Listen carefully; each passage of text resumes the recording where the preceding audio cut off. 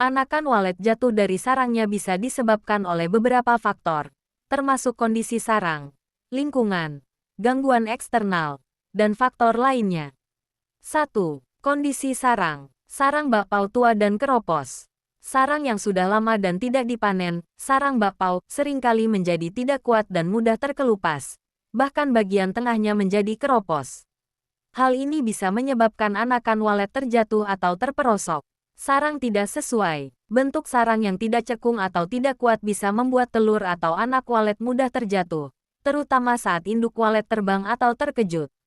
Kurangnya kelembapan. Jika kelembapan di dalam gedung tidak sesuai dengan kebutuhan burung, sarang bisa menjadi tipis dan rapuh, sehingga mudah terkelupas dan jatuh. 2. Lingkungan. Suhu dan kelembapan tidak sesuai. Suhu yang terlalu tinggi atau kelembapan yang terlalu rendah tinggi dapat membuat sarang terkelupas dan anakan walet jatuh.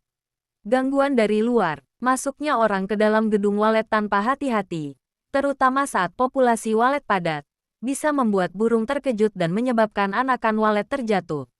Hama. Serangan hama seperti kecoa atau penyakit tertentu dapat menyebabkan sarang rusak dan anakan walet mati atau jatuh. 3. Gangguan eksternal. Gerakan mendadak. Jika induk walet atau burung lain bergerak dengan cepat di sekitar sarang, bisa mengejutkan anakan walet dan membuat mereka jatuh. 4. Faktor kesehatan. Anakan lemah atau sakit. Anakan walet yang lemah atau sakit mungkin tidak mampu untuk menempel di sarang dan mudah terjatuh. Bulu sayap tidak utuh. Jika bulu sayap anakan walet tidak tumbuh sempurna, mereka mungkin tidak mampu terbang dan jatuh dari sarang. Solusi. Pantau kelembapan dan suhu. Pastikan kelembapan di dalam gedung berada pada kisaran yang sesuai 70% sampai 95% dan suhu tidak terlalu tinggi. Panen sarang bakpao secara rutin. Hindari penumpukan sarang bakpao yang sudah lama, karena bisa menjadi tidak kuat. Bersihkan gedung dari hama. Basmi hama seperti kecoa agar tidak merusak sarang dan menyebabkan penyakit pada walet.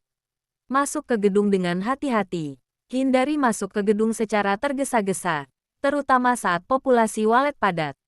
Dengan menjaga kondisi sarang, lingkungan, dan kesehatan anakan walet, Anda dapat mengurangi risiko anakan walet jatuh dari sarangnya dan meningkatkan keberhasilan peternakan walet Anda.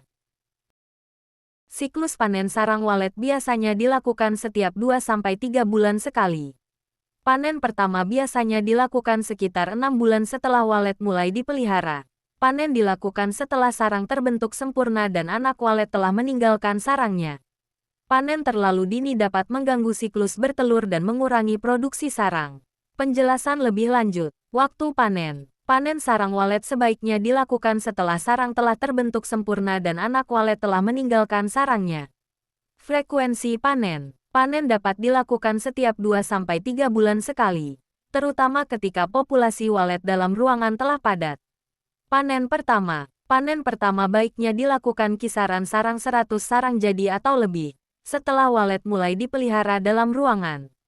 Efek panen terlalu dini. Panen sarang walet terlalu dini dapat mengganggu siklus bertelur burung walet, sehingga walet akan membangun sarang kembali dan mengurangi produksi sarang di masa mendatang. Tips untuk panen yang sukses. Jangan panen terlalu sering. Hindari panen terlalu sering, karena dapat mengganggu populasi walet. Hindari panen rampas. Hindari panen buang telur. Panen pada waktu yang tepat. Panen idealnya dilakukan pada waktu matahari bersinar hingga sebelum tenggelam. Perhatikan siklus bertelur. Panen dilakukan setelah sarang telah terbentuk sempurna dan anak walet telah meninggalkan sarangnya. Siklus pembangunan sarang. Walet muda akan membuat sarang di sudut-sudut papan sirip. Pada tahun kedua, sarang sudut tersebut dapat dipanen, namun hanya 30% saja.